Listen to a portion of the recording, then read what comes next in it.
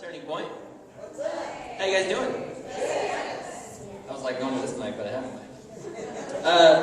So my name's Brandon.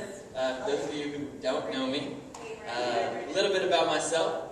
I am 27. Yeah, I'm feeling 27 today too.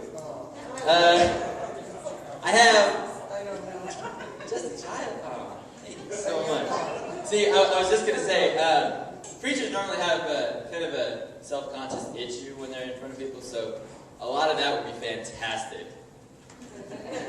So, 27. I've been married for 8 years. My wife is not here, so she probably smacked me if I didn't know that. Had some plans, so she's not here. I have 3 kids, awesome boys, Aiden, Houston, and Hudson. Try to keep that straight. I have no idea how to do it yet, so it's there. I am a certified pastor.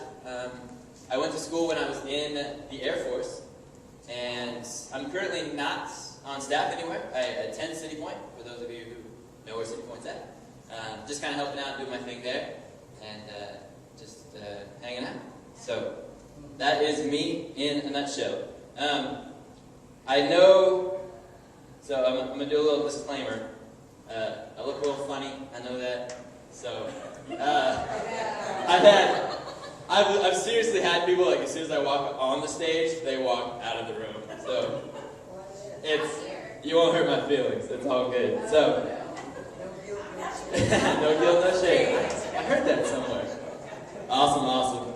Cool. So today, man, I got called, what was that, Monday? To do this. So I'm like, oh, man, I gotta get some stuff ready. So I was actually working on some stuff, and I write stuff in my spare time, just for occasions like this. This one actually wasn't written, so didn't help me that time. But it was something that I'd been kind of doing some research on. You guys went through some of the Hebrew stuff, which was awesome. Because I'll get into that a little bit too. So just kind of doing some research, trying to dig a little deeper in some stuff, because the Bible is amazing. I don't know if you guys know that. I'm here to tell you it's amazing. And the more that you dig, the more that you will figure stuff out. There's nuggets everywhere. Numbers, names, the works. So, the title of my message is not in the Bible anywhere. Find it? Let me know. Gatorade. I like to work out. I don't really like water, but I'll drink it. Gatorade is one of my favorite things. So, I was actually going through some of the Old Testament, some of the New Covenant stuff, you know. And I just got this picture in my head about Gatorade. I don't know why. It was just there. So, we have Gatorade. Right here. Pretty fancy, right? I bought it at Hagen. Just so you know. So this is actually called the G Series. Anybody ever heard of the G Series? Fantastic. Does anybody have the G Series? All 3 of them. Ooh, fire. Okay. So this is G1 Prime. This is your pre-game fuel. I feel like I'm doing an infomercial. Gatorade paid me for this message. So we got our pre-game fuel. This is before you work out. This is before you do a game. You know, kind of pump you up a little bit. It's the good stuff. We got Perform, the ginormous bottle of Perform. Would you say that this is the most common one? Absolutely. Good. And it's the cheapest, just so you know. And then we got Recovery, number 3. Recovery. It was a hard game. This message is going to wear me out. I'm going to I'll drink that later. And then I have my bottle down there, so I won't touch those ones. So, we're going to start with Prime. Prime is the law of Abraham. Does everybody know what the law of Abraham was? They say it was a law, but it wasn't really a law. Anyway, I only have 25 minutes, so we're not going to go there. So during the time of Abraham, God operated in some awesome ways. Abraham was, getting blessed left and right, and the Hebrew, the Old Testament was written in Hebrew. Everybody know that? If you didn't, you know now. So the Hebrew language back then, they've adopted and changed some stuff since then, but it didn't have any future tense words. So if you actually read the Old Testament now, you'll have no idea that was the case. So when it says, you will be blessed to Abraham, that wasn't true. I mean, it's true, but the Hebrew back then, it makes it easy for us to read. But the Hebrew back then, everything was past tense. You are blessed. It's past and present. You are blessed. You are blessed right now. You have been blessed. None of it was future. It had all been done already. So that's a pretty cool fact. I like it. Anybody heard of a Young's Concordance? Yeah. He actually wrote a Bible. I don't know if anybody knew that. Good luck trying to read it. It's like a literal translation of the Hebrew language back then. Super, super hard to read. But it's good. It's good. So, during the time of Abraham, God operated in grace. This is the prime. This is the prime. This is how we did it. How do we know this? James 2:23 says that Abraham was a friend of God. And when I say friend of God, I'm not talking about Facebook friend. I kind of know this guy. Sure. Okay? It wasn't that way. He was a friend of God. They hung out. Okay? They were close. This is pretty big. There was no law. There was no law back then. Jesus hadn't come yet. So there wasn't really anything except a friendship between God and Abraham. It's so awesome. Romans 4:13 explains that Abraham was a friend of God not through the law, but through the righteousness of faith. The righteousness of faith. All he did was he believed that God was there. He believed that he was blessed already. And he knew that. He knew it. He didn't need a list. He didn't need any of that stuff to know that God was there and blessing him. Then, we get a dude by the name of Moses. Everybody know Moses? Yeah, Moses hits the scene. And God calls him to do a bunch of cool stuff. You know, let my people go, Ten Commandments, Charlton Heston, right? Everybody good? Okay.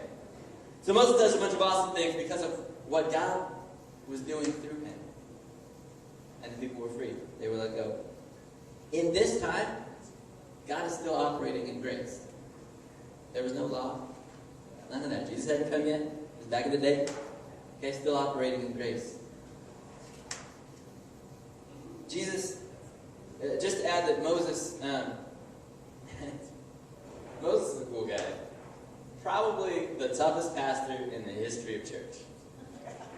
The people that he had, I call it, his church. Those are his people. This is his congregation. They were a pain in the neck.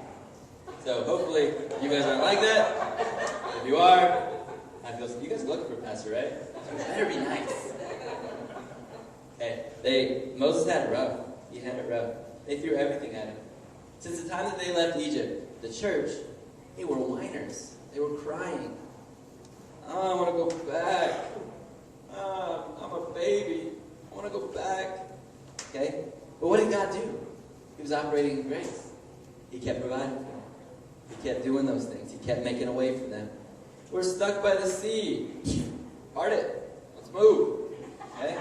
The water's bitter. Not anymore. Go. Alright? Grace. He was still doing the things. He was still providing for them. Then something horrible happened. We got in the way again. God, I love humans. We're awesome. We're boneheads. Is what we are. We're boneheads. Okay? Got in the way. And they said, God, no matter what you throw at us, we can do it ourselves. No matter what you ask of us, we can do it ourselves. We did all this stuff by ourselves, talking about the water and part of the sea and all that stuff. They didn't get it. They didn't get it. So, we get into performance.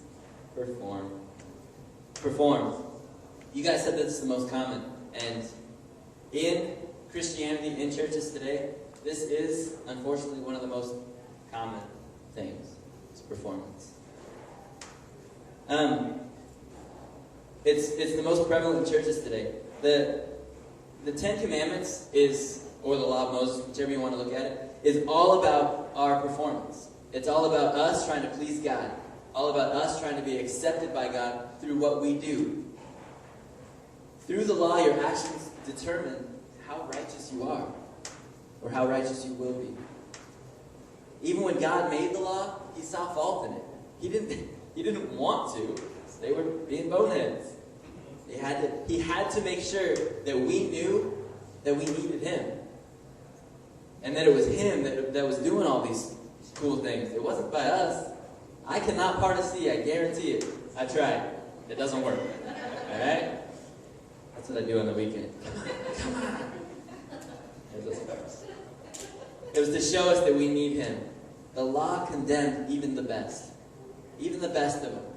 I mean, there were some pretty good guys. But under the law, they didn't measure up at all. It was bad.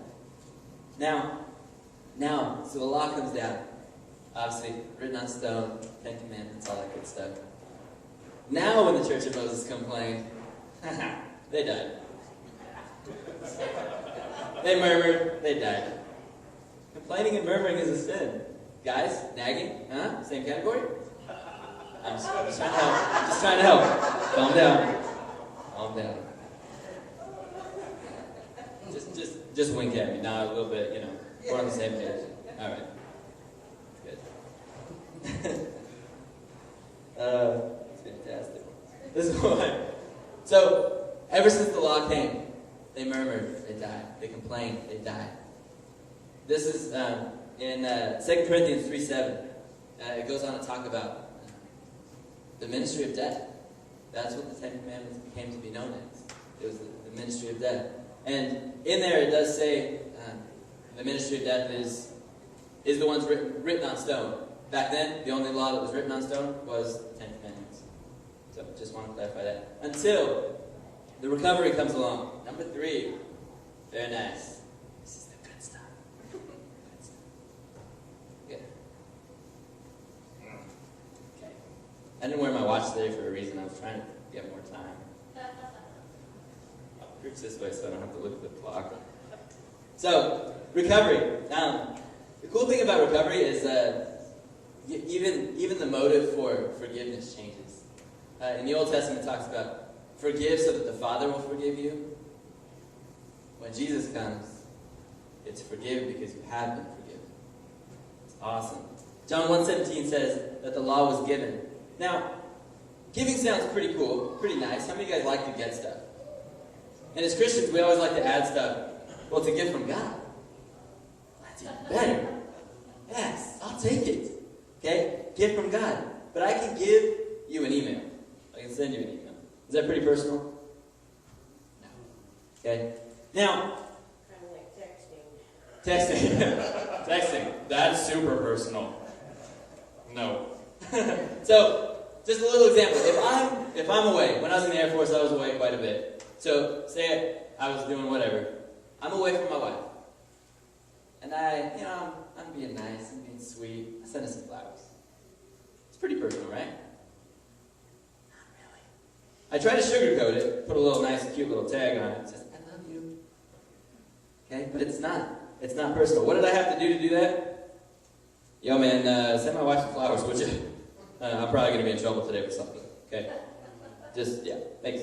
Yep, charge it. Yep, it's good. Personal. No. In the meantime, while I'm gone, I can send her these flowers, but how many of you know that she would much rather have me home instead? She'd much rather have me home instead of the dumb flowers. My wife kills flowers anyway. She always gives me a hard time about that. Why don't you give me flowers? You kill them.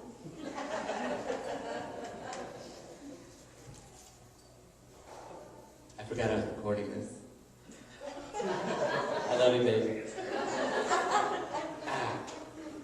So, John 1:17 goes on. It goes on to say, but grace came. And that's just like me coming home. That's just like having that there instead of the impersonal giving. It's very personal. Grace is Jesus Christ. And that grace came to us. Now this event is called Encounter. And if you really want to encounter grace, which is Jesus, man, it puts a big smile on my face. I love it. Then all you need to do is rest in the fact that your right standing and your righteousness has nothing nothing to do with your actions, and everything to do with the finished work of Jesus Christ. One of my spiritual gifts is stepping on toes. So I dig a little bit, but hey, I warned you. Okay? So I'd mentioned that most Christians are in the perform category. It's the most common Gatorade. It's the most common in Christianity. We're still kind of stuck on the law. We're still stuck on performance. That we have to be good enough. We have to do this. We have to do that. Well, that's not the case. Actually, in reality, most people are actually trying to mix the law and grace. So we're trying to mix G2 and G3. Now, how many of you know, if there was supposed to be a Gatorade G2.5, Gatorade probably would have made it. But there's not. There's no need for it. It's all about this time. Okay? If we were supposed to mix the law and grace, so Abraham, we had grace. Moses, we had the law. Why would Jesus need to come? There would be no reason for it if we're just going to mix it. Now, I told you that we like to, Christians, throw words and stuff. They don't even have to be big words, because I can't do big words. So, we're using the excuse of, well, it's balance. Balance. We gotta keep it balanced. Okay? Saying, well, the law that Jesus saved us from and fulfilled was the ceremonial laws, not the 10 Commandments. I clarified that earlier. I said the ministry of death was the ones written on stone. The 10 Commandments were the only ones written on stone. Now, disclaimer, 10 Commandments are not bad. I'm going to tell you they're not bad. Probably a good, thing to keep in mind. Okay? But the 10 Commandments were about your performance, were about your righteousness with God. Now, a lot of Christians are still stuck in, you have to do this in order to be saved, in order to even come to church. This is your list. This is what you got to do to even get through the door. And that is wrong. That is absolutely wrong. I feel a little comfortable saying this because, I see heads nodding, but I also web snooped yet, so we're good. We're good. So, I read other stuff. I told you I did.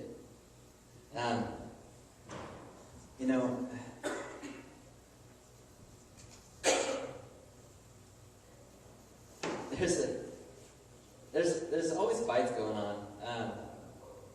Everybody's fighting all the Christians are fighting to put the 10 Commandments in schools. Why? Put John 3:16 in the school. What do you need the 10 Commandments in the school for? I don't understand. I don't get it. We get so stuck on, we're going to show the world what we're against. But they don't have any idea what we're for. We protest and we do this and that, but you're just pushing everybody away. They talked about doing stuff without being weird. I like that. Very nice. See, that's what it's all about. You can still love people. You may not agree. And I'm not saying to agree. You may not. But you still love them. That's what it's all about. Now, if we disregard the law, we'll be lawless. Yeah, that's the point. Romans 6:14 says, sin is no longer your master. You are under grace. You're under grace. Sin is not your master. We don't need a list. We don't need a list of do's and don'ts. We have grace. We have Jesus. Just like, where are we at? Yeah, I'm one of those guys that preaches off a tablet. Probably not the smartest idea. So, in the Old Testament, though, it's around here somewhere. Anyway, we're under grace. So, Abraham.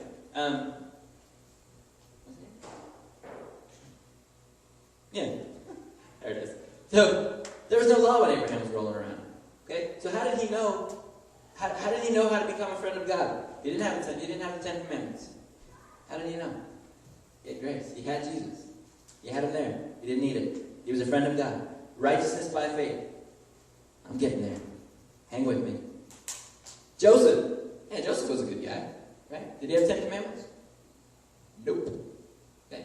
How did he know to resist Potiphar's wife? She was supposed to be hot. There was no thou shalt not commit adultery or none of that stuff. He had grace. He had Jesus. That's all he needed. Grace through faith makes us righteous. There's a couple cool things. The Bible actually only says, Jesus says great faith only twice in the Bible. 2 different people. Does anybody know who they were? Oh, you're skipping ahead of me. Fantastic. So one was the Canaanite woman, right? And the other was the Roman centurion. Okay? And the only thing that they had in common, they were Gentiles. Fantastic. Bible scholars. I love it. Joseph Prince. Fantastic. Gentiles. They didn't have the law. They didn't have the law. They didn't have any of that stuff to go by. All they had was Jesus, and that's all you need. There's nothing that we have to do. Okay? I'm going to challenge you. Do you think 3? That's it?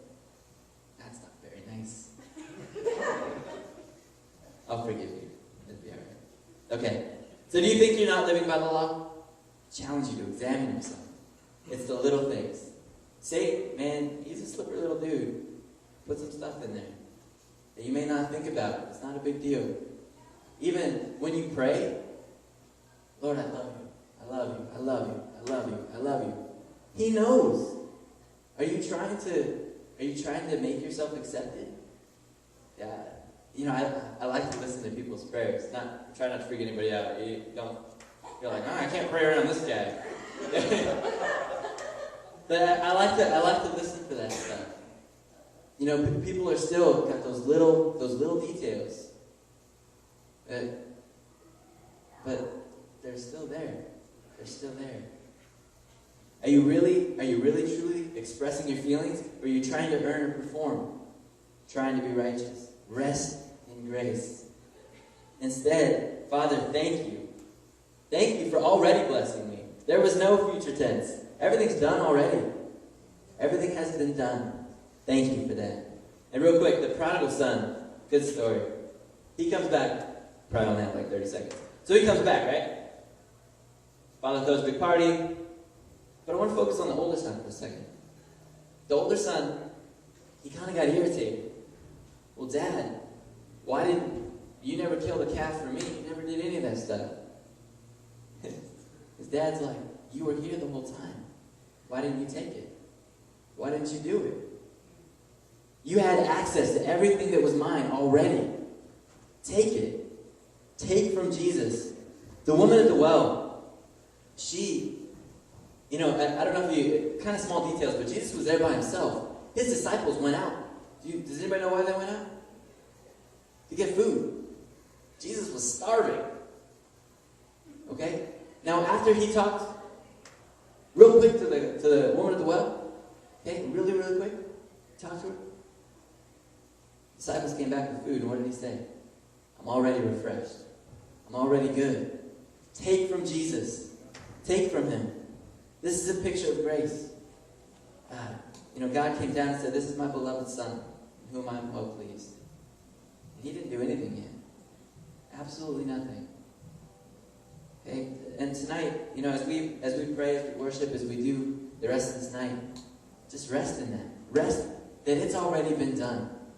And when you put little things in front of Jesus, you're basically telling them that he came for no reason. And he didn't come for no reason. He came to save this guy. He came to give me grace, to give me life and life more abundantly. And not just me, but you guys too. So just rest in that tonight. Examine yourself. Is there something that's, no matter how small it is, get it out of there. Get it out of there. All you need is Jesus. No rules, no regulations, grace. That's it. And that's all I got. So let's do this.